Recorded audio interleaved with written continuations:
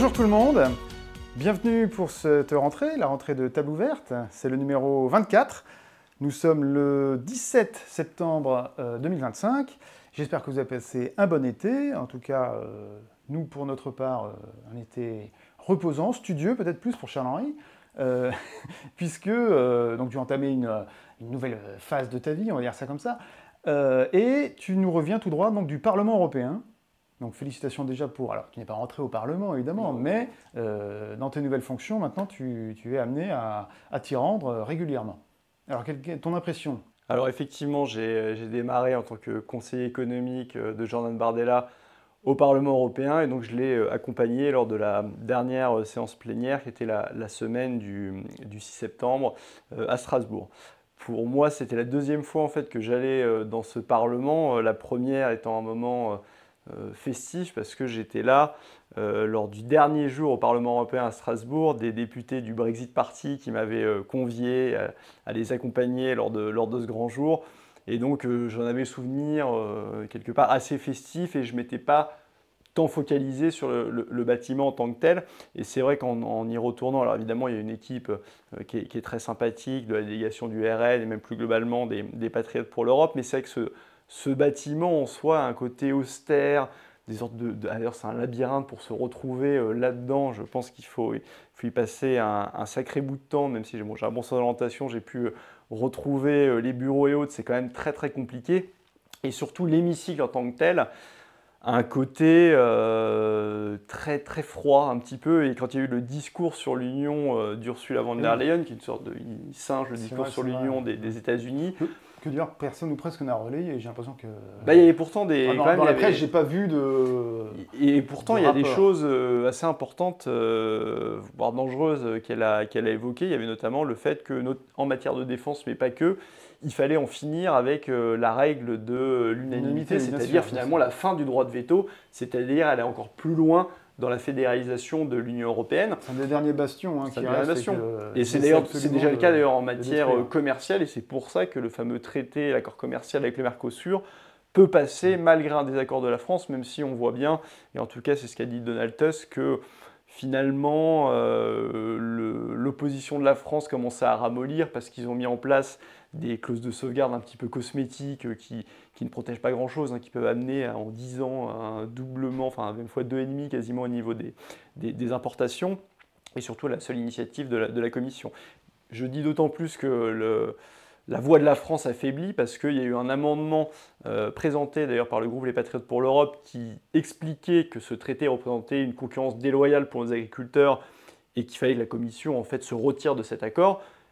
Les Républicains l'ont voté, évidemment la délégation du RN l'a voté, mais à la fois la France Insoumise et le Parti Socialiste, ils avaient piscine, ils n'ont pas voté, donc c'est étonnant, ils disent qu'ils sont contre cet accord.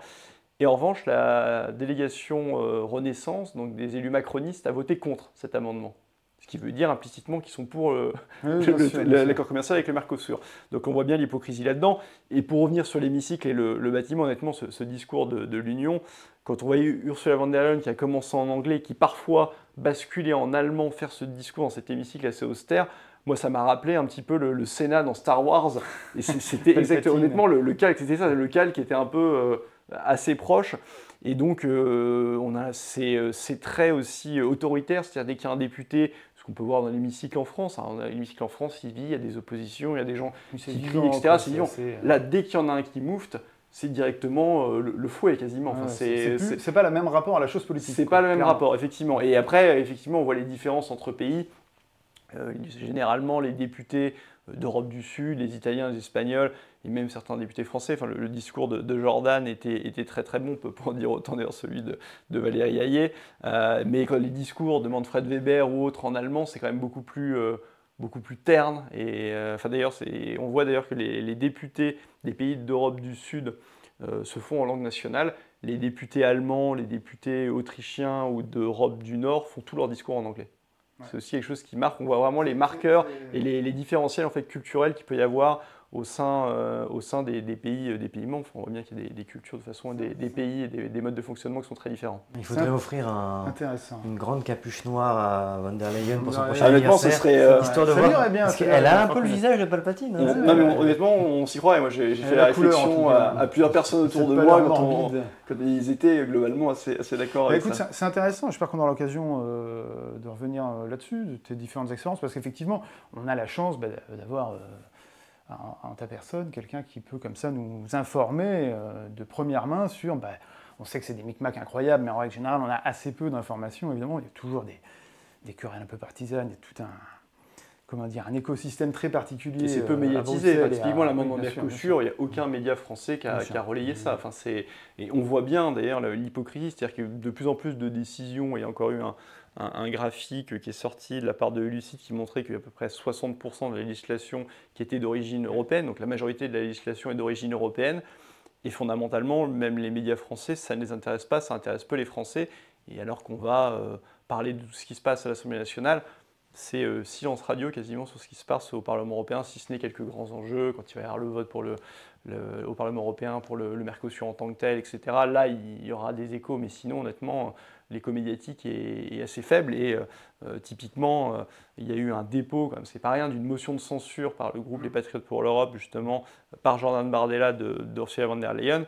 Et pour le moment, les médias nationaux relaient assez peu. Alors évidemment, cette censure et ce vote aura lieu lors de leur prochaine plénière, début octobre, à Strasbourg. Donc peut-être qu'ils saisiront un peu plus de ça, mais compte tenu de tout ce qui s'est passé, accords commerciaux avec les États-Unis, Mercosur, évidemment la motion de censure était nécessaire. On va voir s'il y aura un écho médiatique un peu plus grand de la part des médias nationaux courant octobre. C'est sûr qu'elle a déjà échappé à une motion de censure il y a quelques mois. Oui, c'est ça. C'était l'initiative du groupe ERC. ERC, qui est le groupe en gros du parti de Mélanie. Qui a été voté par tous les députés RN du Parlement européen. Ça avait été aussi voté, je crois, par Sarah Knafo et par Marion Maréchal et les députés d'Identité et Liberté qui sont dans le groupe ERC d'ailleurs. C'est un autre groupe encore, celui de Reconquête et ESN. Et ça avait été voté, et en revanche, Manon Aubry n'avait pas voté, les Républicains n'avaient pas voté, évidemment les macronistes n'avaient pas voté, c'est les mêmes derrière qui vont vous dire le Mercosur c'est pas bien, etc. Manon Aubry préfère embrasser von der Leyen que de voter avec... qui va-t-elle faire des câlins Il n'aime pas, et elle n'aime pas d'ailleurs qu'on lui rappelle, et ni les députés de son parti. Alors, on voit en France, on va retourner un peu en France, on voit qu'il y a aussi un petit théâtre qui s'est fait. Dernièrement, on a eu donc mais la censure donc, du gouvernement Bayrou, qui ensuite a été remplacé quasi immédiatement, le lendemain. Le soir même, ça a été annoncé. Oui, le soir même, ça a été annoncé. Je pensais que c'était le lendemain. Très rapidement par Macron, donc Sébastien Lecornu. Sébastien Lecornu, qui est un macroniste de la première heure et qui était l'ancien ministre des Armées, et qui l'est toujours d'ailleurs, je crois, en attendant qu'il y ait un successeur. Bon, qu'est-ce que ça vous inspire, cette histoire-là? Pour le moment, on ne sait pas beaucoup plus. Le gouvernement est démissionnaire, ils expédient un peu les affaires courantes, on ne sait pas, il y a des noms qui ont circulé. Moi j'ai entendu le retour de Bruno, peut-être le retour de Bruno Le Maire, ça serait une calamité supplémentaire. Mais pas au même ministère. Pas au même ministère, hein, quand même, on peut pas... le facteur ne sonne pas deux fois dans ces cas-là. Mais qu'est-ce qu'il faut attendre quoi de ça, finalement? Parce que, en fait, on finit sur un gouvernement qui est encore plus macroniste, en quelque sorte, que ceux qui avaient précédé. Alors, Bayrou était quand même, il faut le rappeler, un macroniste aussi de la première heure. C'est même lui qui l'a lancé. Donc cette motion, c'est amusant quelque part aussi de voir l'amateurisme et la fin de règne de Bayrou avant de passer à Lecornu, parce que Bayrou, l'amateurisme, c'est-à-dire que en fait ils ont tellement une mentalité de politicards, ces gens-là, et j'inclus Bayrou dedans, qui pensaient en fait que leur propre raisonnement et ce qu'ils feraient, ce serait la même chose pour les autres. En l'occurrence, je me souviens. Il y a eu des fuites médiatiques qui expliquaient que François Bayrou était persuadé que le Rassemblement national ne voterait pas la motion, voterait pour la motion de confiance, ou du moins ne voterait pas contre, parce que Marine Le Pen étant inéligible, pour sauver sa place, elle allait demander à toutes ses troupes de ne pas la voter. Alors dans le cas où une dissolution s'en serait suivie. Voilà, c'est ça. Le calcul était à 10 milliards à 3 banques. Et donc c'est-à-dire qu'ils n'ont même pas cherché à appeler les responsables du Rassemblement national pour savoir pour que voter. Ils se sont dit pour eux, c'est sûr, parce que c'est ce qu'ils auraient fait en fait pour sauver leur place. Ils n'auraient pas fait. C'est vrai. Alors que directement, c'est ça. Si on se rappelle directement, dès qu'il y a eu l'annonce qui a surpris tout le monde, parce que honnêtement personne ne s'attendait à ce qu'ils sollicitent la motion de confiance, étant donné qu'il n'y a pas de majorité, le RN a réagi directement. Il n'y a pas eu, contrairement à tous les délires d'ailleurs de certains qui disent qu'il y a un pacte avec Bayrou parce que Marine Le Pen, on en voit même dans les milieux souverainistes des trucs complètement délirants. En fait, en 2 minutes, la décision a été prise sur place. On ne peut pas voter la confiance à François Bayrou, déjà parce qu'on n'a pas confiance en lui, parce qu'on est les avocats de 11 millions d'électeurs qui ont voté pour nous et qui eux-mêmes n'ont pas confiance en François Bayrou. Donc la décision a été très rapide. Et l'annonce a été faite de voter contre. Donc à l'inverse de toutes les théories du complot ridicule, et à l'inverse de ce que pensait d'ailleurs lui-même François Bayrou. Donc c'est tombé comme ça, et à la fin de François Bayrou, avant de passer à Lecornu, c'était quand même assez lunaire dans la mesure où on avait François Bayrou, responsable de la mise en place d'Emmanuel Macron, qui a soutenu tous les budgets, donc qui a soutenu une politique qui a créé 1100 milliards de dettes, qui après ça expliquait que la situation financière de la France était catastrophique. Mais en fait, c'était jamais de sa faute, c'était de la faute des Français. Donc c'était quand même quelque chose d'absolument hallucinant. Le type va être lanceur derrière des finances publiques alors qu'il a cautionné, il a soutenu tous les budgets qui étaient largement déficitaires, et lui-même d'ailleurs étant maire de Pau, qui a une mairie sous sa mandature qui a doublé sa dette. Donc en fait, c'est peut-être la personne la plus mal placée pour donner des leçons de gestion des finances publiques, mais il a voulu sortir par le haut un petit peu comme ça. Donc c'était assez grotesque, je pense que les Français en sont pas dupes. Et effectivement, après, il y avait 2 solutions à ça. Moi, j'espérais, et d'ailleurs le RN aussi espérait une dissolution pour permettre un déblocage et d'avoir une majorité stable. Ça n'a pas eu lieu parce que le soir même, il n'a pas annoncé Lecornu le soir même, mais le soir même, il y a eu un communiqué de presse de l'Élysée expliquant qu'il nommerait un Premier ministre dans les tout prochains jours. Il l'a nommé, je crois, dès le lendemain. Donc, de toute façon, il avait très certainement, à mon avis, dès que Bayrou a fait son discours, annonçant qu'il allait demander la confiance du Parlement, et que dès le lendemain on a su qu'il ne l'aurait pas. Je pense que dès le départ... apparemment c'est pire que ça, c'est qu'en fait... Il a dû prévoir un Lecornu... il avait déjà, semble-t-il, préparé Lecornu en fin 2024. Ah oui, d'ailleurs. Après la chute de Barnier, avant que Bayrou ne fasse son asser à son coup d'État. C'est autonomie Premier ministre, en fait. Il a dit, si c'est pas moi, je dégage. Mais alors, Lecornu peut-il rester très longtemps? Est-ce qu'il va, parce qu'il va avoir un budget à passer dans des conditions dantesques, plus on recule et plus c'est difficile. Et a priori, il n'a pas du tout ni la mentalité, ni le courage, sans doute, de s'attaquer vraiment dur. Enfin, il faudrait qu'il renie tout ce qu'il a fait, qu'il désavoue Emmanuel Macron. Il faut se rappeler quand même qui est Lecornu. C'est-à-dire que Lecornu, c'est un ancien LR et qui fait partie de tous les LR, si je veux dire, qu'on trahit dès la première heure pour rejoindre Emmanuel Macron, avec Édouard Philippe et avec d'autres. Donc c'est ça le moule et l'origine de Lecornu, qui depuis a été un bébé Macron, et reconnu comme tel, qui n'est jamais opposé à une seule décision d'Emmanuel Macron, et qui est donc comptable en fait du bilan d'Emmanuel Macron, notamment le bilan catastrophique des finances publiques. La question, est-ce qu'il va proposer un budget très différent? Moi, j'ai bien peur que non. Et donc, c'est en ça aussi qu'Emmanuel Macron a une sorte de responsabilité, voire d'irresponsabilité quand il parle d'instabilité. C'est-à-dire que moi, je pense sincèrement que c'est Emmanuel Macron, en ne faisant pas une dissolution, qui fait perdre de précieuses semaines et de précieux mois à la France pour avoir un budget pour 2026. Quand plein de gens en fait, se plaignent de l'incertitude, mais l'instabilité, déjà, elle vient des magouilles électorales qui ont eu lieu législatives. C'est ça qui a empêché d'avoir une majorité claire et d'avoir une stabilité. C'est eux qui ont mis un chaos institutionnel par ces alliances électorales. Et maintenant, en fait, c'est Emmanuel Macron qui fait perdre du temps à la France, parce que je ne crois pas que Sébastien Lecornu va proposer un budget qui baisse clairement la mauvaise dépense publique, qui ne soit pas un racket fiscal. Faut rappeler ce qu'était le budget Bayrou, et pourquoi aussi ce vote contre la motion de confiance. Le budget de Bayrou, alors il était encore soumis à débat, mais il y avait quand même des grandes lignes qui avaient été annoncées. Les grandes lignes, c'est contrairement à ce qu'ils racontent, on nous met toujours 44 milliards d'efforts. Quand les gens entendent 44 milliards d'efforts, et j'ai même vu ça, 44 milliards d'économies, JT de TF1, ils mettent ça en gros. Mais c'est une manipulation des gens, parce qu'il n'y a pas 44 milliards d'efforts, c'est-à-dire qu'ils nous expliquent qu'on a fait de la baisse de la dépense publique. Non, ils ne font pas de baisse de dépense publique. Ce qui se passe, c'est qu'ils disent si on ne fait rien, on aurait une hausse tendancielle de la dépense publique de près de 55 milliards d'euros. Oui, et nous, finalement, on fait une hausse de la dépense publique de 30 milliards d'euros. Donc, en fait, on fait une économie de 25. Non, on fait pas une économie. La hausse de la dépense publique est de 30 milliards d'euros. On dépensera moins que prévu. C'est la fameuse, la hausse du chômage diminue de Hollande. Non, c'est exactement ça. Ça monte, mais moins fort. C'est exactement ça. Et dans le même temps, il y avait un racket fiscal de 20 milliards d'euros, et notamment les fameux de suppression de 2 jours fériés dont on parlait. Donc, en fait, c'est un budget qui est sincèrement mauvais. Et moi, je ne pense pas, alors on verra, encore une fois, on ne peut pas juger les personnes, on censure un projet, on ne censure pas une personne. Et donc, on va voir le budget que propose M. Lecornu, mais si c'est un budget de hausse de la dépense publique et de raquette fiscale comme celui de M. Bayrou, à mon avis, les mêmes causes produiront les mêmes effets, et il y aura une censure, en tout cas de la part du RN, de Sébastien Lecornu. Maintenant, reste à savoir, est-ce que les socialistes, qui sont les spécialistes de la gamelle, vont se laisser acheter ou pas.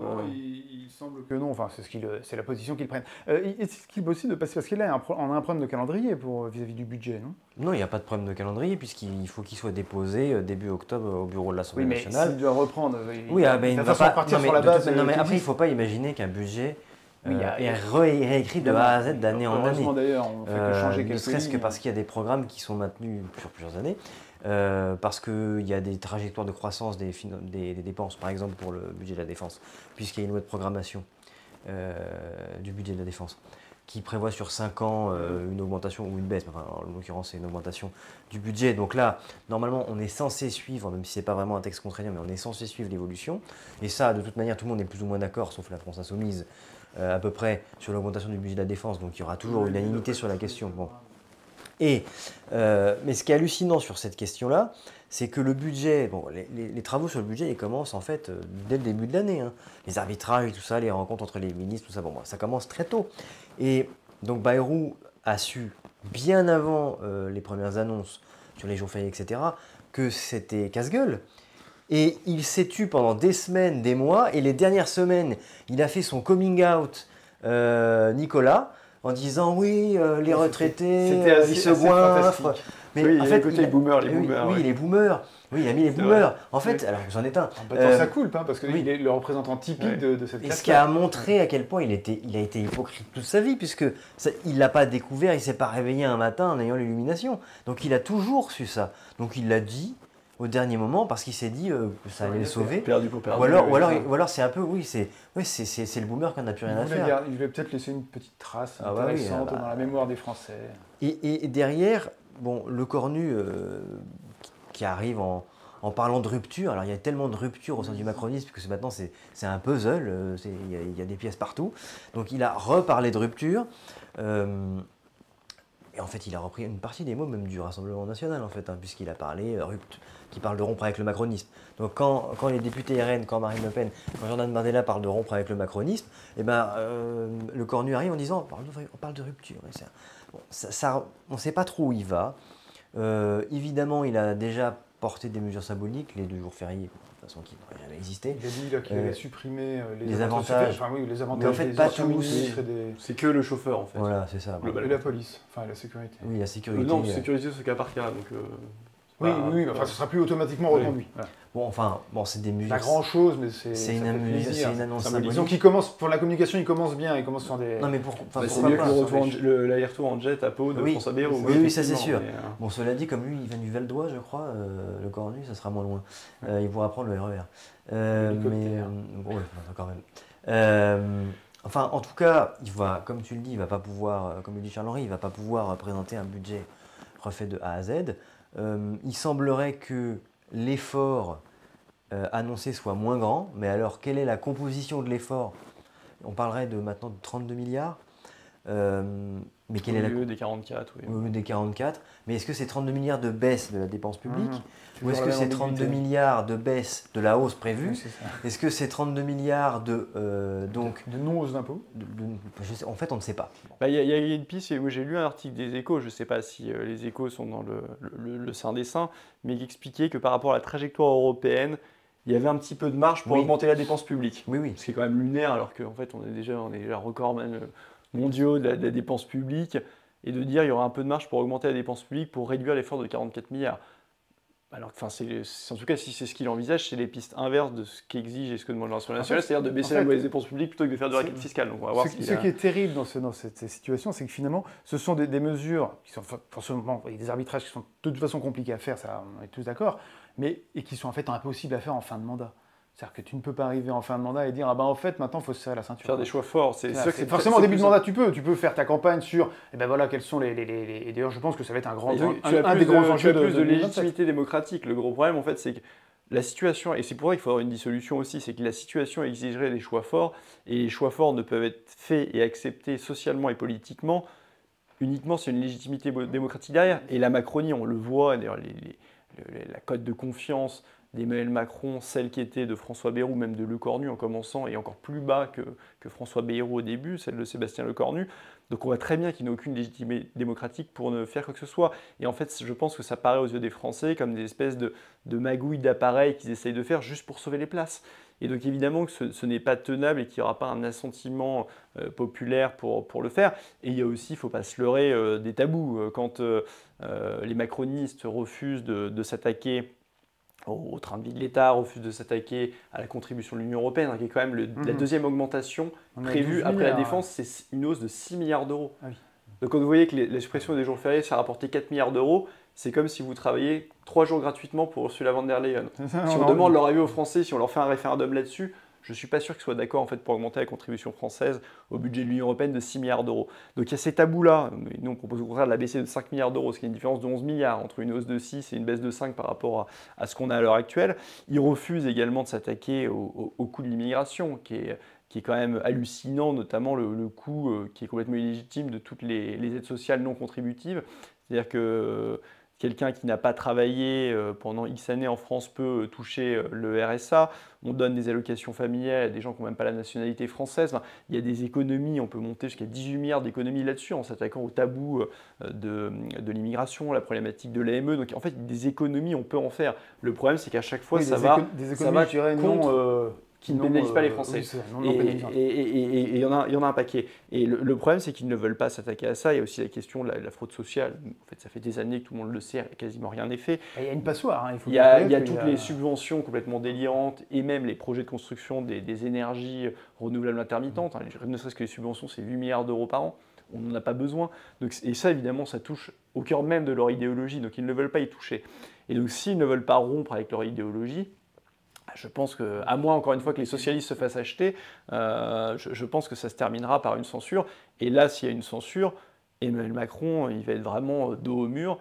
Et comme je suis intimement persuadé qu'il ne va pas démissionner, il n'aura plus que la dissolution pour gagner du temps et pour tenir jusqu'à la fin de son mandat. Alors, apparemment, il y a eu des fuites selon lesquelles il nommerait un autre Premier ministre, mais il ne voudrait pas dissoudre parce qu'il a trop peur de la chute d'En Marche, enfin en tout cas des macronistes à l'Assemblée. Ce que montrent les sondages d'ailleurs pour le moment. C'est sûr. Oui, j'imagine pas se refaire la cerise. Oui. Mais ça va être très compliqué en fait, c'est-à-dire que si le gouvernement Lecornu tombe pour une question budgétaire, ça veut dire qu'on repart sur le scénario de l'année dernière, loi spéciale, etc., avec un projet de loi de finances donc en début d'année prochaine. Donc ça veut dire qu'on maintient le budget tel qu'il est. Donc en réalité, on court en fait sur la même. En fait, on part en ligne droite sur la même trajectoire. Donc ça veut dire que la situation ne s'améliore pas, elle s'empire. Et derrière, eh bien, ça veut dire que le budget 2026, ça va se reproduire si rien n'est fait d'ici là, s'il n'y a pas de dissolution d'ici là, s'il n'y a pas de nouvelle majorité ou du moins de nouvelles propositions. 2027, tu veux dire, ou le rectificatif de 2026 ? Non, le budget pour 2027 à fin 2026. Ouais. En fait, le même scénario se reproduira en boucle. Ça me rappelle deux choses. Ça me rappelle d'une part un peu la Belgique qui se cherche des gouvernements parfois pendant 2 ans et qui, bon, malgré tout, continue sa petite vie. Et ça me rappelle quand même beaucoup la situation pré-révolutionnaire. C'est-à-dire, il y a quand même des gens qui arrivaient, parce que c'était sur le problème du budget, en l'occurrence de la dette aussi, parce que l'État était au bord de la banquroute, où un ministre arrivait et disait, bon, bah là, il faut taxer les nobles. La situation était bien pire. Elle était bien pire, je suis d'accord, mais je veux dire, l'analogie est valable. Il y a quand même juste un point de calendrier aussi, c'est-à-dire que sauf, mais Macron sait qu'il est capable de tout, mais sauf une sorte de révolution institutionnelle, la dissolution n'est possible théoriquement quasiment que jusqu'à avril 2026. Pourquoi? Parce que théoriquement, après une dissolution, constitutionnellement, on peut dissoudre qu'1 an après. Et c'est-à-dire que s'il fait une dissolution après avril 2026, c'est-à-dire qu'il lierait les mains du nouveau président de la République qui ne pourrait pas dissoudre, une fois élu, pour avoir une assemblée à sa main, ce qui serait un scandale institutionnel énorme. Mais moi, j'ai toujours dit qu'Emmanuel Macron était tellement, quelque part, irrationnel, etc., qu'on n'est pas à l'abri. Mais il y a quand même cette date et cette échéance, normalement, d'avril 2026. Et c'est pour ça que lui peut dissoudre là aussi, en se disant, de toute façon, après, on ne pourra pas m'exiger de dissoudre parce qu'il y a les 1 an et je tiens jusqu'à la fin de mon mandat. Donc c'est pour ça que je pense que s'il a un minimum quand même de rationalité, s'il ne veut pas rester dans l'histoire comme celui qui a dézingué complètement la Ve République, s'il y a dissolution, il doit le faire avant avril 2026. Cela dit, si politiquement ce serait évidemment scandaleux, ils vont réagir comme d'habitude d'ailleurs, comme réagissent les macronistes en disant le président de la République ne fait qu'utiliser les pouvoirs qui sont prévus par la Constitution, regardez le texte ne prévoit pas. Et donc ils vont sortir la même chose, exactement comme ils sortent sur les marges de manœuvre qu'évoquait Charles-Henri, les marges de manœuvre par rapport pour le budget. Les marges de manœuvre sont évoquées par rapport à quoi? Elles sont évoquées par rapport à l'Union européenne, c'est-à-dire par rapport aux 3%, par rapport aux 3% de dette, etc. Surtout par rapport aux 3% de déficit. Donc en fait, on voit bien que la référence des macronistes, c'est systématique, c'est l'Union européenne. La référence des macronistes, donc, c'est s'arc-bouter sur un petit texte, un petit morceau de texte, que ce soit dans la Constitution, que ce soit dans les traités européens, systématiquement pour se maintenir. Et ils ne savent faire plus que ça, alors qu'il faut quand même rappeler à l'origine que c'était eux la révolution. Hein. Enfin, souvenez-vous des discours en 2017. C'était même le titre du livre d'Emmanuel Macron. Oui. C'était, on allait voir ce qu'on allait voir, ils allaient ruer dans les brancards. On a vu ce qu'on a vu. Ouais. Bon, on a vu, voilà, c'est une triste fin de règne. À mon avis, il y aura sans doute un bis repetita, comme vous l'avez exposé. On verra sous quelle forme et dans quel délai. Et puis, on en reparlera à ce moment-là. Hein. Finalement, ça nous fait toujours du grain à moudre, en tout cas pour ça. Mais bon, évidemment, les Français et la France en pâtissent énormément, malheureusement. Alors, il y a également la rentrée, évidemment, c'est pour tout le monde, et LFI a fait la sienne. Donc la France Insoumise a fait la sienne, ça s'appelait le 10 septembre, bloquons tout. Bon, finalement, ça n'a pas bloqué grand-chose, en tout cas, moi, je n'ai pas été gêné. Je ne sais pas si vous, à titre personnel, vous avez été entravé dans votre existence, dans votre vie, dans votre travail. Voilà, ils ont fait un petit tour et puis s'en vont. Qu'est-ce qu'il faut penser de ça? Déjà, peut-être voir qu'on partait d'un mouvement soi-disant spontané qui devait, parce que c'était un peu avant l'été, je crois, sur les réseaux sociaux, oui, en bloquant tout le 10 septembre, Nicolas qui paye, enfin il y avait un côté gilet jaune assez marqué, et d'ailleurs l'analogie était faite, et puis ça finit finalement en des lycéens de quartier UP qui renversent des poubelles enflammées, d'ailleurs même assez peu enflammées, contre des CRS. Quoi. En fait, ça a commencé comme les gilets jaunes se sont terminés. Quoi. Oui, c'est un peu ça. Donc l'AFI a capturé le mouvement, s'est servi de ses réseaux et de sa communication pour manipuler le mouvement. Et comme le fait la gauche française depuis 40 ans, elle a tué le mouvement. Voilà. La gauche française tue les mouvements sociaux, puisque, notamment pour l'AFI ne veut pas qu'un mouvement social ait gain de cause. L'AFI veut qu'un mouvement social dégénère pour qu'elle puisse prendre le pouvoir suite à un coup. C'est ça l'objectif de l'AFI. L'AFI sait très bien qu'elle ne sera pas élue dans les urnes. Mélenchon sait très bien que n'importe qui sera élu face à lui. Bon, n'importe qui, même Macron sera réélu une 3e fois face à Mélenchon. Bon, et il sait très bien, et d'ailleurs quand il dit à la fin ce sera nous, donc l'AFI contre eux, eux étant les patriotes de manière générale, mais surtout le RN, puisque c'est la vaisseau amiral du patriotisme en France, du souverainisme en France, en fait, il sait très bien que s'il se retrouve face à Marine Le Pen ou face à Jordan Bardella, il n'a aucune chance. Il est suffisamment intelligent pour savoir qu'il n'a aucune chance. Donc, c'est toujours la stratégie du désordre, mais enfin, ça a été le désordre entre Nation et Bastille, quoi. Oui. Un peu de choses, oui, dans quelques quartiers. Alors, en fait, ça a été un mouvement essentiellement urbain. Oui, essentiellement urbain. Surtout je ne sais pas si à Nevers, il y a eu quelque chose. Mais justement, non, j'ai eu aucun écho. Dans la Nièvre, il ne s'est pas passé grand-chose. Moi, de tous les échos que j'ai eus, et j'ai eu des retours de tout ce qui était ville secondaire, en gros, il ne se passait rien. C'était effectivement un mouvement essentiellement urbain, métropolitain. Il y a eu quelques défilés. Moi, j'ai vu dans ma ville, voilà, il y a eu un défilé. Bon, les gens sont là avec des banderoles. Oui, mais en fait, c'est passé, c'est ce que disait Kier, en fait, c'est passé d'un mouvement qui, au départ, sur les réseaux sociaux, du moins, avait une teinte gilet jaune. À l'époque, les gilets jaunes, c'était une taxe sur les carburants. Là, c'était une espèce de ras-le-bol fiscal général.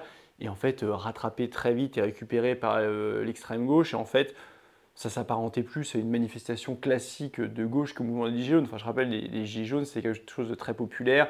Il y avait des drapeaux bleu, blanc, rouge partout. Là, on a vu des vidéos, c'était plutôt l'inverse. Ouais, Il y avait des drapeaux palestiniens partout. Et dès qu'il y avait un drapeau tricolore, on le pourchassait. Ils font tout pour qu'on les déteste. C'est ça. Donc, en fait, c'est vraiment une manifestation classique de gauche qui n'avait rien à voir avec l'engouement populaire des Gilets jaunes. Donc, évidemment que ça n'a pas débouché sur grand-chose. Et ça ne débouchera de toute façon pas sur grand-chose. D'autant plus vu le contexte, en fait. Le concept même de dire bloquons tout, en fait, on a l'impression que les Français, c'est l'inverse. Ils veulent plutôt qu'on débloque. Et ce qui les exaspère, c'est cette instabilité politique et ce pays complètement bloqué, ce chaos institutionnel. Donc en fait, même les revendications de ce mouvement vont à l'inverse de ce que veulent les Français. Alors c'est gentil, il y a toujours l'aspect révolutionnaire, etc. Mais sauf qu'en fait, ces gens-là, ils ne se rendent pas compte qu'ils sont ultra minoritaires dans le pays et que les Français ne veulent pas de ça. Ben, oui, parfaitement. Et on voit que les filles, on n'a pas vraiment tiré de leçons. Tu as eu toi-même eu l'occasion de t'exprimer sur QG et donc d'être face à QG, donc l'émission d'Aude Lancelin sur YouTube. Et tu étais opposé à Nathalie Arthaud, donc de Lutte ouvrière, donc une trotskiste, et Daniel Obono de la France Insoumise, qui est député, je crois. Qui est député, oui. Député. Elle est députée même depuis 2017, je crois, si je ne dis pas de bêtises. Elle est à Paris, il me semble. Dans le 18e, oui. Et ça a tourné quand même à... difficile pourtant. Ça a tourné un peu à l'humiliation publique. La pauvre Daniel Obono n'a rien su t'opposer que des injonctions, des cris d'oiseaux et des je ne sais même pas comment qualifier ça, c'était assez lamentable. Quand elle arrive à pousser un cri, hein, parce que des fois elle arrive... Et alors, d'ailleurs, au point d'ailleurs qu'elle n'a même rien relayé sur les réseaux, enfin elle paraît complètement honteuse de ce oui, je crois qu'elle s'est détaillée de tout, elle n'a rien relayé. Quelle est ton impression de ça, au moins, à défaut d'argument, elle a peut-être au moins eu la lucidité de comprendre qu'elle ne sortait pas grandie de la séquence. C'est-à-dire qu'il suffit de voir... on peut le voir quand on voit le débat dans son intégrité. Pourtant, elle a eu dans ce cadre-là, et avec un espèce de débat surréaliste entre les deux gauches, un moment beaucoup plus de temps de parole que moi. Mais malgré ça, sur le fond, en fait, elle n'avait rien à dire. Et c'est-à-dire que dès qu'on allait sur le fond de l'argumentaire, sur la question du Mercosur, sur la question de l'immigration, que c'est même pas moi qui ai amené d'ailleurs, c'est Nathalie Arthaud. Donc on m'a attaqué sur l'immigration, j'ai répondu. Et en fait, elle ne savait pas quoi répondre sur les questions économiques, sur les questions du libre-échange. Enfin, c'était un vide abyssal en fait. Et à défaut d'arguments, c'était... et j'étais parti dans un état d'esprit bienveillant. Et en fait, première réplique de Daniel Obono, c'est de dire que de toute façon, je représente l'extrême droite, le racisme et la xénophobie. Et donc évidemment, à partir de ce moment-là, je me suis dit que j'allais pas la manquer. Ce qui est, je pense, arrivé d'après tous les extraits qui sont amplement relayés sur les réseaux sociaux et ailleurs. Évidemment qu'elle apparaît comme quelqu'un d'une pauvreté intellectuelle confondante, en fait, parce que quand vous n'êtes pas capable de répondre à absolument rien, c'est-à-dire qu'il n'y a pas une fois où elle était capable de répondre sur le fond. Mais elle est députée depuis 2017, quoi. Tu vois, c'est pas... Normalement, ça fait presque 10 ans qu'elle est dans le... Elle a donné l'impression de ne pas savoir ce qu'elle foutait là. Ouais. On a l'impression d'une militante de base, d'une cadre de banlieue, ou en tout cas d'une section locale, qui vient là, qui se trouve, qui s'est... Qu'elle était prise au dépourvu, alors même qu'elle est censée maîtriser... Alors bon, à la limite, il y a peut-être des points sur lesquels elle maîtrise pas. Mais là, Mercosur, etc. Mais le tour de la question. Mais même sur l'immigration, elle a... En fait, sur l'immigration, elle est... Enfin, franchement... Vous êtes un député de la France Insoumise, enfin vous êtes un militant de la France Insoumise ou quelqu'un même de la gauche en manière générale. Vous suivez QG, vous regardez Obono, qui parle en permanence de racisme, de xénophobie, d'immigration, parce qu'en réalité c'est eux qui sont obsédés par ça. Hein, mais qu'elle n'est même pas capable de définir en fait. C'est ça. Elle ne donne aucune notion définitionnelle, aucune précision. Elle ne maîtrise pas le sujet en fait, puisqu'elle ne peut pas parler d'immigration. Elle ne fait que répondre des anathèmes en boucle, c'est-à-dire en fait, elle ne fait que tirer sur son opposant. Mais elle ne connaît même pas son c'est pire que ça.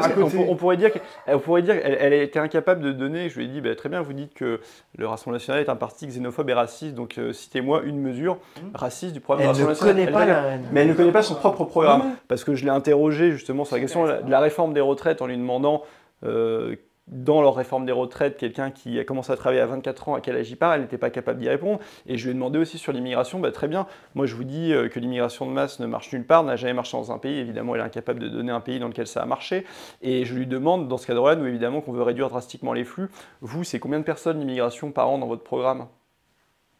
Pas répondre. C'est-à-dire que c'est plus que maintenant, c'est moins, il n'y a rien. C'est-à-dire que c'est le vide intégral.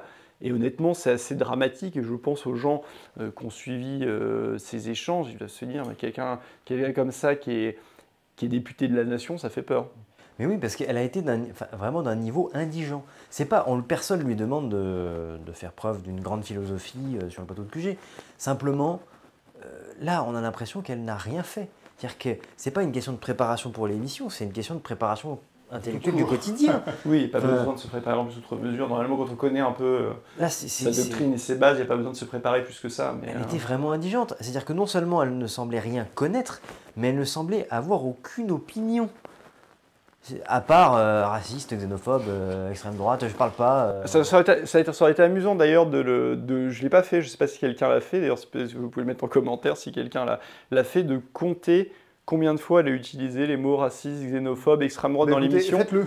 Et voilà, Si en fait, c'est tellement l'occasion ridicule de qu'à un le moment j'ai dit, en fait, quand elle le répétait, au bout d'un moment, peut-être au bout de la quatrième ou cinquième fois, j'ai dit en fait c'est un véritable bingo, quand vous le répétez, on a l'impression. Bingo Bono. Bingo, c'est ça, je me suis dit c'est un bingo, au bout d'un moment, il fallait qu'elle répète. Donc c'était assez. Et alors, assez quand dingue. même, l'aspect assez, il faut le reconnaître, assez ridicule, assez drôle de voir cette débâcle et cette déréliction complète de la pauvre Danielle Obono. Elle a quand même terminé sur une menace à peine voilée qui n'a pas été tellement relevée, parce que je crois que ça a coupé, hein, je crois que même dans l'émission ça n'a pas été relevé, c'est quasiment les derniers. Je crois que c'est les derniers propos, c'est un peu la flèche du part, hein, comme on dit, tirée au moment où on coupe, où en fait elle explique, où on voit en fait le vrai projet de ce qu'est la France Insoumise, c'est-à-dire elle termine en disant, sur l'invite de Lancelin, donc, qui reprenait ce que tu disais tout à l'heure, le mot de Mélenchon en 2017, qui expliquait que à la fin, il n'y aura que ce sera nous contre l'extrême droite, et ça se terminera en pugilat.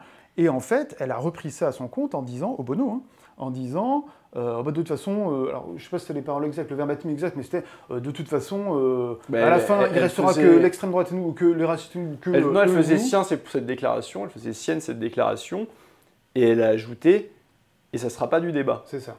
Et ça sera pas dans le débat. Donc, évidemment, elle ne l'a pas dit dans les termes, mais ça veut dire que ce n'est pas le débat, ça se fait par la violence. C'est-à-dire qu'avec tous les anathèmes qu'elle a lancés avant, on a bien compris qu'après l'injure, en fait, ça montre un petit peu. C'est la conséquence naturelle. Hein. Et le fondateur de la France Insoumise disait il y a 10 ans, à la fin, ça se terminera entre eux et nous. Ouais, pas dans un dialogue. À ça, vous pouvez être sûr que ce ne sera pas un dialogue. Vous pouvez être sûr que ce ne sera pas un dialogue. Vous pouvez être sûr que ce ne sera pas un dialogue. Et c'est vrai. Et c'est vrai. Et ce sera quoi? Et ce sera quoi alors?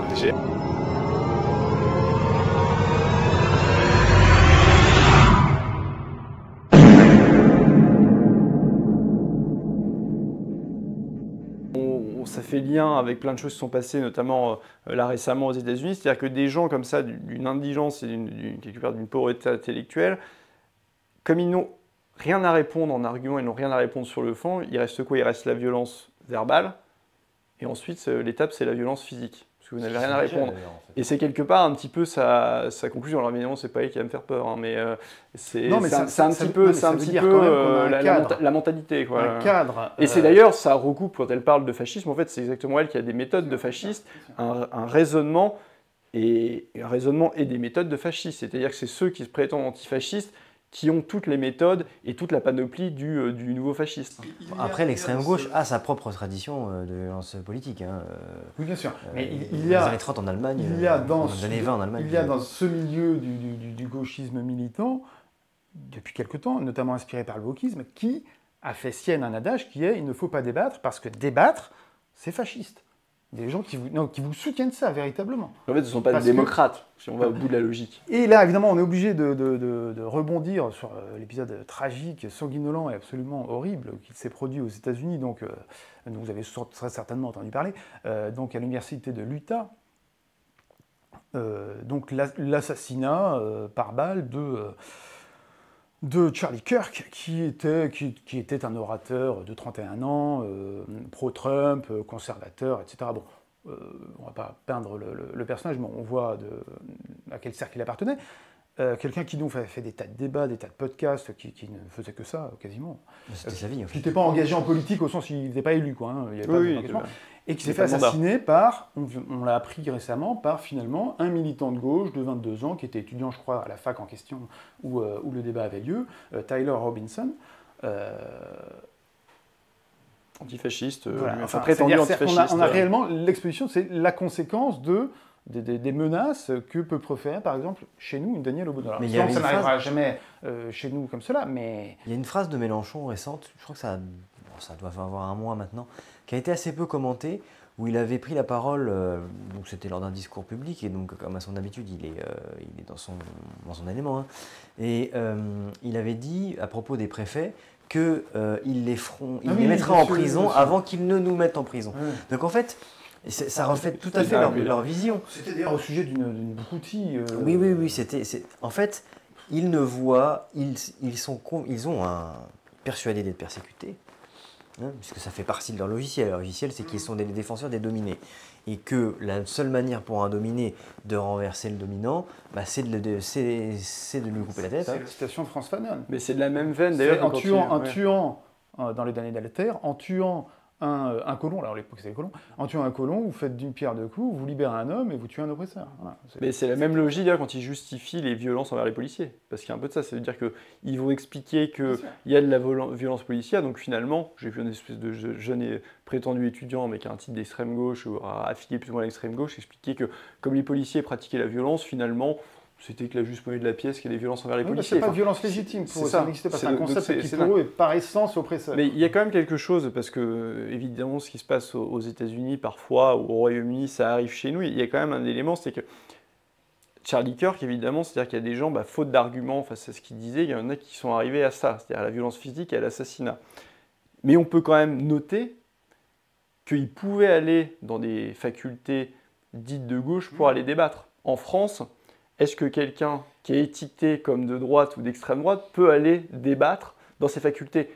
En fait, on est déjà très avancé, nous, parce que il y a des groupements d'extrême gauche dans ces facultés et ailleurs qui vont dire non, on ne va pas accueillir, on ne va pas débattre avec ces gens-là. Donc c'est-à-dire que ce que faisait Charlie Kirk aux États-Unis, ce n'est même pas possible en France, en fait, parce qu'il y a des gens qui sont tellement fermés au débat qu'ils n'acceptent pas, parce qu'ils n'ont pas d'arguments à répondre, que justement des gens qui ne sont pas de leur bord ou de leur couleur politique aillent débattre. Alors c'est pas forcément une tradition, la tradition n'est pas la même. Hein. Bien sûr. Les prises de parole publiques comme ça est très développée en Angleterre et aux États-Unis, mais c'est vrai. C'est-à-dire que en fait, on ne compte plus d'ailleurs les événements qui sont annulés de présentation de livres d'universitaires. Je pense à Florence Berger-Blacker, oui, qui, je crois, ne peut plus quasiment faire.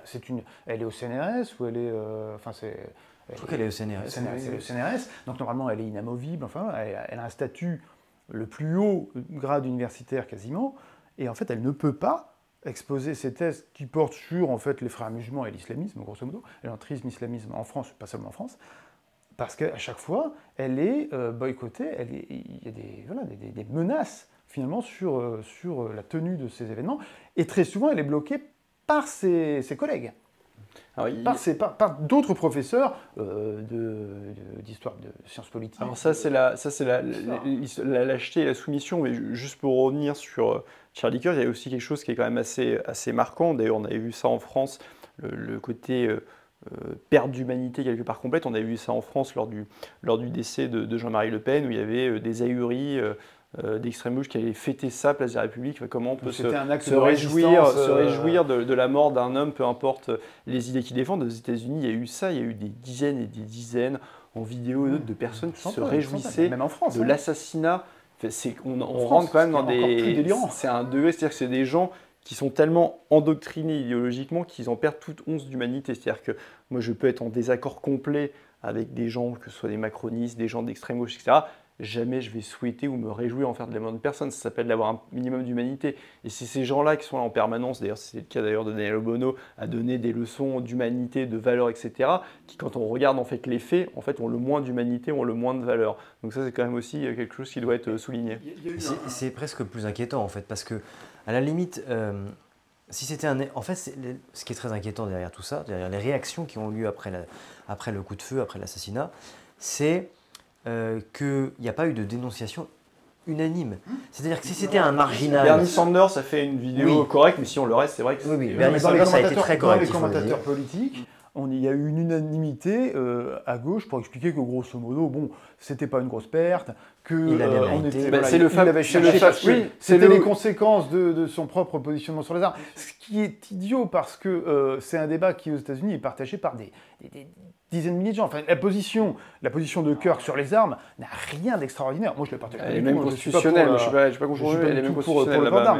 Enfin, aux États-Unis, c'est constitutionnel. Il y a un consensus très large, en tout cas dans toute une frange de l'opinion. Mais même chez les démocrates, d'ailleurs, il y a des démocrates qui sont partisans du port d'armes. Enfin, mais en fait, c'est le fameux oui mais à chaque fois, et la même chose, c'est exactement le même raisonnement abject des gens qui vont dire elle a été violée, mais elle avait une jupe trop courte. C'est la même chose. En fait, il a été tué, mais normalement, il n'avait pas de bonnes idées. C'est-à-dire qu'il n'y a plus d'inconditionnel. C'est le même type d'argument. Normalement, un orateur politique qui se fait assassiner pendant un meeting, ça devrait soulever une réprobation générale de tous côtés, point barre, sans même savoir quelles étaient ses convictions, si on est d'accord avec lui ou pas. C'est normalement la marque. C'est-à-dire qu'une fois qu'on n'accepte pas ce postulat, c'est qu'on n'accepte pas la démocratie, point barre. Bien sûr. C'est le début. C'est normalement la marque des régimes autoritaires ou des régimes faillis ou brinque-ballants, typiquement en Amérique du Sud, en Amérique centrale. Bon. Là, aux États-Unis, c'est-à-dire en plus c'était dans une université, donc c'est un lieu normalement. Oui, c'est un lieu de pacification. Voilà, de pacification, de savoir, de discussion, d'échange. Et en fait, il a été assassiné devant un public, devant sa famille. C'est horrible, c'est horrible. Enfin, c'était. Il y a une forme, il y a presque une forme rituelle en fait derrière, c'est-à-dire qu'il a été assassiné au moment même où il faisait acte, alors avec les opinions qui sont les siennes, de démocratie, puisqu'il était là pour parler, là pour discuter, là pour débattre, avec des gens qui pouvaient le détester d'ailleurs et qui pouvaient lui-même détester. Et il a été assassiné dans ces conditions, et des dizaines de milliers de gens ont produit des vidéos, et probablement des centaines de milliers, en fait des millions de gens se sont réjouis derrière, ce qui pour la société américaine et d'une manière générale pour les sociétés occidentales est vraiment un très très mauvais signal pour l'avenir. Oui, non, c'est très très préoccupant, en effet. Alors, nous avons appris également cette semaine, c'est un peu la saison, c'est comme ça tous les ans, l'annonce de la note de Fitch a commencé, parmi la sienne, donc des agences de notation, donc il y a Fitch, Moody's, Standard & Poor's, etc., plusieurs. Et la première, donc, c'est Fitch, qui a dégradé la France de façon... je crois qu'on n'avait jamais vu ça. Hein. On est passé donc de... Alors, tu me rappelleras, parce que je me suis un peu trompé. On était à A-, on est passé à A-. On est passé à A-, on est passé à A+. Donc, c'est-à-dire qu'on a perdu le fameux double A. Alors, il faut rappeler qu'il y a quelques années, moi, je me souviens, on était encore en AA+, puis ensuite AA-. On était en triple A. La première dégradation, c'était pas Fitch, d'ailleurs, je crois que c'était Standard & Poor's. C'était en triple A en 2012. Et on a perdu le triple A de Fitch en 2013. Mais bon, ça veut dire que voilà, c'est il y a 10 ans, quoi, un peu plus. Exactement. Donc, il faut voir un peu la dégringolade du pays en 10 ans. Quoi. Mais encore que cette agence, et d'une manière générale, les agences de notation ont été très généreuses avec la France parce que leur modèle indiquait déjà en fait une dégradation bien avant cela. Ils ne l'ont pas fait pour des raisons politiques. Et c'est-à-dire que quand on regarde les prix de marché, c'est-à-dire l'obligation française à 10 ans, qui est un peu le standard auquel les marchés achètent, en fait, on emprunte plus cher que des pays qui sont moins bien notés, comme la Grèce, comme le Portugal, que des pays qui sont notés de triple B, et pas... C'est-à-dire qu'il n'y a même pas eu, en fait... Il n'y a même pas A. Hein. Il y a des pays... Maintenant, on est rentré, en fait, en termes de notation, au même niveau que Malte et l'Estonie, mais on emprunte plus cher que des pays qui sont encore moins bien notés. Donc, c'est-à-dire que Fitch n'a fait que prendre acte de la dégradation des finances publiques françaises que les marchés avaient déjà intégré dans leur Il y a même un effet de retard en quelque sorte. Il y a un effet de retard bien sûr et on va voir, il y a une agence, alors la vidéo sortira après, mais ce vendredi il y a une agence qui est moins connue que les trois autres qui s'appelle DBRS qui va à son tour noter la France. Il n'est pas exclu qu'on soit aussi dégradé par cette agence. Maintenant, la question, c'est quelles sont les répercussions, en fait, parce que c'est ce que se posent les gens. Moi, je pense qu'étant donné que les marchés avaient déjà, comme on dit, pricé la dégradation des finances publiques que la France, il ne va pas y avoir d'énormes rebonds. D'ailleurs, de facto, le lendemain de la dégradation, en fait, les taux ont légèrement baissé. La seule question qui se pose, c'est quand les trois agences principales, c'est-à-dire Fitch, Standard & Poor's et Moody's auront dégradé, c'est-à-dire que le AA sera perdu sur ces 3 agences-là. L'effet de bord qu'il va y avoir, c'est qu'il y a certains fonds ou certaines institutions qui n'achètent pas en fait une dette qui est notée sous AA. Et auquel cas, ces agences-là n'achèteront plus la dette française. Et donc là, il pourra y avoir un effet sur les marchés. Mais il y a pu y avoir une lente dégradation qu'une énorme hausse spéculative, étant donné qu'on était, si on n'avait pas été déjà, si on empruntait quelque part beaucoup moins cher que ça, et qu'on était dans un environnement de taux d'emprunt similaire à des pays qui étaient notés AA, là on aurait eu un effet sur le taux, mais comme on avait déjà été de facto dégradé par les marchés qui font moins de politique que ces agences de notation, il ne va pas y avoir, c'est plus symbolique en fait, et ce symbole, c'est quoi? Ça montre en fait la gestion absolument catastrophique des finances publiques par la Macronie, qui a augmenté en 8 ans la dette publique de 1100 milliards d'euros, je le rappelle toujours, 1100 milliards d'euros, c'est l'équivalent de ce qu'il avait fallu en 55 ans au sortir de la Deuxième Guerre mondiale, en fait, pour atteindre ce montant-là. Et on emprunte déjà, comme je l'ai dit, à des taux supérieurs, rendez-vous compte, à la Grèce, au Portugal, et on est à bout touchant avec l'Italie, qui va certainement, vu la trajectoire, en fait, complètement inverse des finances publiques, va certainement emprunter moins cher que nous de façon pérenne d'ici quelques mois. Donc ça montre bien que ceux qui se présentaient comme des gestionnaires extraordinaires, le Mozart de la finance, etc., au final ont eu la pire gestion des finances publiques de l'histoire de France et même la pire gestion en fait en Europe, parce que les macronistes ont l'habitude de nous expliquer, c'est jamais de leur faute, c'est comme François Bayrou, c'est les Français, c'est machin, c'est la guerre en Ukraine, c'est le Covid. Sauf qu'on n'est pas dans une île séparée du reste du monde. À ce que je sache, les autres pays européens ont eu la guerre en Ukraine et ont vécu la crise Covid.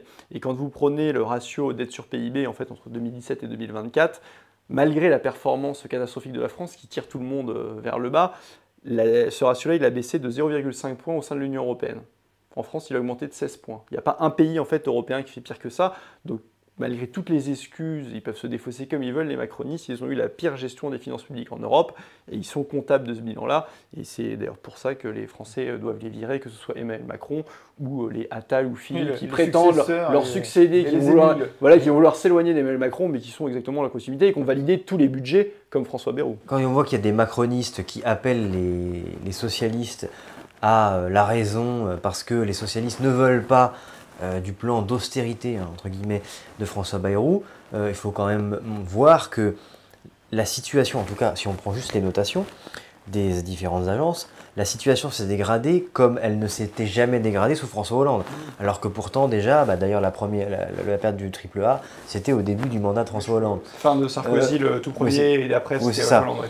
C'était à cheval entre Sarkozy et Hollande. Et à l'époque, ça avait fait grand bruit, c'était considéré comme inacceptable. C'était un drame national. Bon, aujourd'hui, on est très loin, et ça n'a pas l'air d'empêcher de dormir les macronistes qui ont perdu, on a perdu 4 ou 5 échelons, en fait, depuis 2017. C'est pour ça, moi, que je dis que le macronisme, c'est le socialisme en pire. C'est le socialisme jusqu'au bout.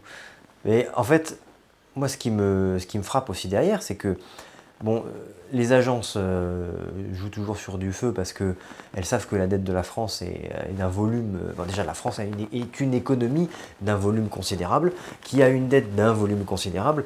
Donc effectivement, annoncer que... on n'en est pas là, mais annoncer que... et donc déclencher une panique. Qu'en fait, il y a un risque de défaut, de banqueroute sur la dette française. On n'en est pas là, mais je veux dire... Faire poindre le risque qu'il y en ait un, c'est prendre un risque politique maximal. Donc je pense que c'est surtout pour ça que les agences ne le font pas. Maintenant, mais c'est un petit peu... En fait, c'est assez frappant parce qu'en 2012, c'était un drame national. Et en 2012, c'est pareil, ce qui s'est passé récemment, je crois que c'est à Reims, avec des policiers qui ont été tabassés. Je fais un parallèle. Ça aurait été un drame en 2012, ça aurait fait les gros titres. En fait, on s'est habitué. C'est devenu... normal, cette dégradation est devenue normale. Mais les choses à Tourcoing, oui, c'est quasiment tous les jours. C'est l'effet direct du macronisme, c'est-à-dire qu'il y a un effet de stupéfaction. Parce que finalement, c'est ça, Macron a stupéfié le monde en devenant président de la France, ça a commencé par les Français, et depuis on est en apesanteur, dans l'hallucination, dans le rêve béat, éveillé comme ça. C'est ça finalement, et on ne sent plus rien, c'est-à-dire que voilà, tout se dégrade, tous les secteurs, que ce soit économique, sécuritaire, que ce soit l'immigration, que ce soit social, enfin, tout se dégrade, mais finalement, bon, En fait, ça pourrait presque être le seul élément idéologique du macronisme. C'est accepter l'inacceptable. C'est faire de l'inacceptable la norme, en fait. Et d'ailleurs, la personnalité même des ministres a été comme ça. Là, quand on voit qu'on a eu Castaner, quand on a eu Schiappa, qu'on a eu... Enfin, en fait, toute la liste, Bruno Le Maire, etc., des gens qui ne savent à peine compter, et qui se retrouvent à peine parler, qui font de la diplomatie, à peine compter, qui font de l'économie. Quand un pays, on est rendu là, on peut plier les Gaules, hein, c'est bon, c'est réglé. Tu plies le fond vert, tu plies l'étoile, et puis c'est bon, tu mets théâtre fermé jusqu'à nouvel ordre. Et en fait, je pense effectivement que c'est un peu la conclusion, quoi. Les agences de notation qui se fondent évidemment sur des effets objectifs et chiffrés, et pas sur des effets de sentiment comme ceux que je mets en avant, mais on a presque l'impression qu'il y a une sorte de pudeur, ils se disent il faudrait les dégrader plus, on ne peut pas se le permettre, quoi. Oui, parce que ça pourrait être extrêmement dangereux, parce qu'il suffirait un vent de panique sur la dette française, vu son volume et vu la place de l'économie française dans l'économie mondiale, aurait des répercussions énormes, déjà sur le reste de l'Union européenne, sur le reste des États membres, mais même au-delà. Parce que même si les indicateurs économiques de la France sont mauvais, il faut quand même le rappeler, et avec fierté, que la France est une économie considérable, et que même en dépit de notre balance commerciale, notamment sur les biens qui s'était là encore effondré avec les macronistes, on reste un des premiers pays au sein du commerce mondial, un des premiers exportateurs, un des premiers importateurs, en volume bien sûr. Donc tout ça n'est pas rien, on ne parle pas de la dette. Quand on parlait de la dette de la Grèce, il y avait un vrai risque. On parlait du risque sur la stabilité de l'euro, etc. Il faut imaginer avec la France. C'est 1/5 de l'économie française, un peu plus. En volume, c'est moins que ça. Moins que ça encore. Oui. Donc c'est dire. Mais j'ai l'impression quand même que, pour reprendre mon image de la stupéfaction, en fait, les Français ne se rendent pas compte de ce qu'est leur pays. C'est-à-dire qu'ils se voient toujours trop petits. Alors ils se voient parfois toujours trop grands pour certaines choses, mais pour d'autres, toujours trop petits. C'est-à-dire ils se disent, oui, mais bon, il y a un défaut de la... Je pense que pour des gens qui écouteraient notre vidéo, qui pourraient se dire... Oui, bon, un défaut de la France, c'est pas très grave, on est tout petit, on n'est qu'un pion dans l'Europe. Je pense que ça contribue à ça, c'est-à-dire qu'il y a quand même une idéologie qui pousse les gens à minimiser les conséquences de nos propres je pense pas sûr que les gens minimisent les conséquences. D'ailleurs, les gens, quand on regarde les sondages, sont trop préoccupés par les questions de dette publique. Oui, mais est-ce qu'ils le sont pour eux? Mais est-ce qu'ils le sont vraiment pour... Non, je pense qu'ils le sont, mais après les gens se disent, de toute façon, et contrairement à ce que disait François Bayrou, c'est pas les gens, si ce n'est l'erreur d'avoir voté Emmanuel Macron, c'est pas les gens qui ont décidé de ces budgets-là, en fait. Eux se disent, c'est eux qui ont créé tout ça, c'est pas nous. Et donc ils se disent, et à juste titre, que c'est pas à nous de payer. Et c'est toute la question des choix budgétaires. Et je pense que si une baisse de la mauvaise dépense publique est acceptable pour les gens, et d'ailleurs souhaitée et plébiscitée par les gens ne supportent plus, à juste titre, qu'on fasse du matraquage fiscal. Parce qu'en fait, ils se disent, j'en ai marre de payer pour leurs erreurs, en fait. Moi, j'ai absolument rien à voir là-dedans. Et puis, il y a un côté, après, même au-delà de ça, juste de sentiment de marre de payer pour leurs erreurs, il y a un côté d'efficacité économique. C'est qu'à un moment, on a un tel niveau de prélèvement obligatoire que toute hausse de taxes, évidemment, va déprimer la consommation, va déprimer l'investissement, et donc va déprimer la croissance, et va nous amener encore plus dans une situation de trappe à dette. Parce que je rappelle quand même que la France, sur 10 ans, emprunte à 3,5. On a une croissance, alors l'INSEE annonce 0,8, moi je pense qu'on sera encore en dessous. Si on rajoute à ça 2% d'inflation, c'est-à-dire que la croissance nominale, elle sera à 2,8. 2,8 de croissance nominale, vous empruntez à 3,5. C'est ce qu'on appelle une trappe à dette. Et donc une trappe à dette, c'est-à-dire que plus le temps avance, et puis on est comme ça, c'est-à-dire que la France va s'appauvrir et que l'endettement public va encore augmenter, parce que vous êtes dans cette situation de trappe à dette. Donc il est urgent à la fois de réduire la mauvaise dépense publique, mais aussi de relancer la croissance, parce que sinon, que vous le vouliez ou non, en fait, la dette ne sera pas soutenable. Et ça, je pense qu'il y a une partie des Français qui sont plus lucides que ne semblent l'être nos dirigeants. Oui, ça c'est possible, sur cette question-là en particulier. Oui. À long terme, à court terme, c'est sur le budget, sur les finances des collectivités, des administrations publiques, c'est-à-dire de l'État et des collectivités territoriales qu'il faut agir. Mais à long terme, effectivement, comme tu le dis, Charles-Henri, il n'y a que la croissance qui peut... parce que notre niveau de dette, l'objectif surtout sur les finances publiques, c'est le déficit. En réalité, la dette déjà constituée, elle roule déjà, et surtout, la seule chose qui va permettre de faire baisser le ratio dette sur PIB, c'est la croissance, c'est-à-dire l'augmentation du PIB, de la richesse produite. La croissance, l'inflation et le taux d'intérêt, est-ce qu'il peut bouger? Moi, je n'ai pas d'espoir à très court terme, sauf action majeure des banques centrales, que le taux d'emprunt de la France diminue compte tenu des fondamentaux et compte tenu du legs absolument abominable que laissent les macronistes d'un point de vue des finances publiques. Une fois de plus sur ce sujet-là, messieurs, le mot d'ordre dans notre parti, reprenons le contrôle, est tout à fait pertinent, il est d'actualité. Merci Charles-Henri, merci Kylian. À une prochaine fois, on aura l'occasion de toute façon de revenir sur ces sujets, bien évidemment. J'en profite pour vous souhaiter une bonne rentrée, pour vous inviter à adhérer à Reprendre le contrôle. Comme vous voyez, il va falloir se retrousser les manches, pour faire un don éventuellement, et également pour aimer cette vidéo, de la pousser, de commenter, de la partager. Nous avons vraiment besoin de vous, de votre participation à tous, et je vous dis à très bientôt pour un prochain numéro de Table Ouverte.